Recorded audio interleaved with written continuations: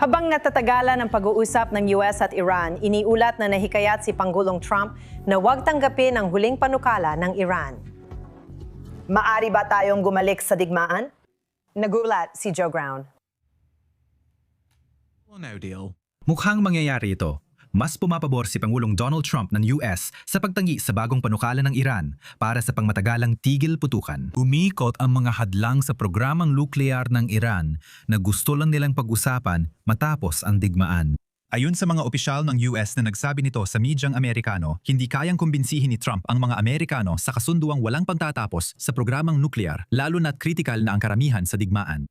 Ayon sa ulat, papayag ang mga Iranian na buksan ang kipot ng Hormuz para maibsan ang mga suliranin sa pandaigdigang daloy ng supply, basta't hindi na muling magsimula ng digmaan ang US at Israel. Ayon kay kalihim ng Estado ng US na si Marco Rubio, ito raw ang dahilan ng kawalan ng progreso. Ayon sa mga ulat, nag-alok ang Iran na buksan ang mga kipot, pero nais nilang ipagpaliban ang usapan tungkol sa nuclear program nila. Katanggap-tanggap ba ito sa administrasyon ni Trump? Mula, hindi ako maghuhula tungkol sa desisyon ng Pangulo ko dito.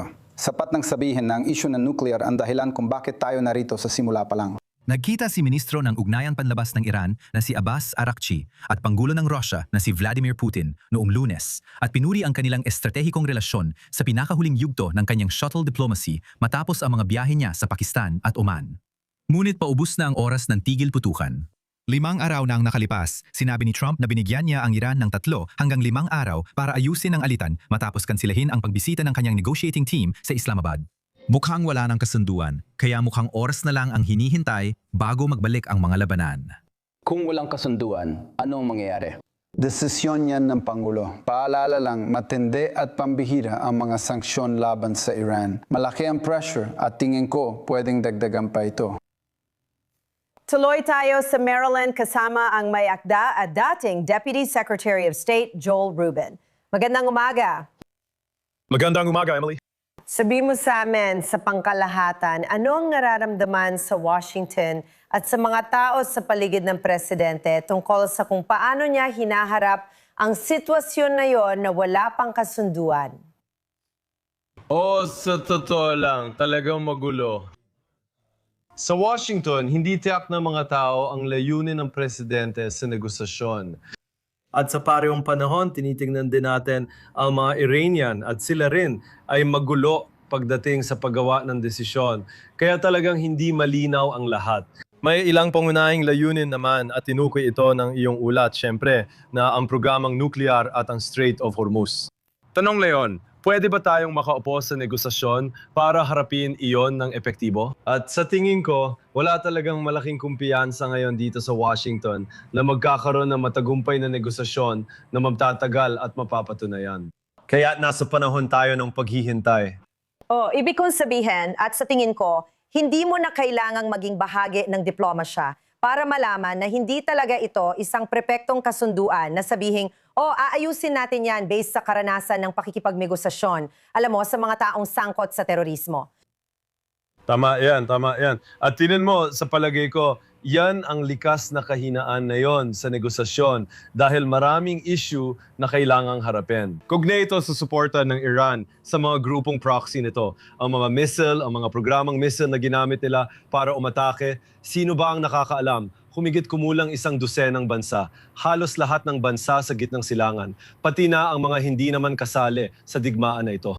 Kaya may tunay na banta na nagmumula sa Iran na lampas pa sa pag-unlad ng kanilang nuclear program.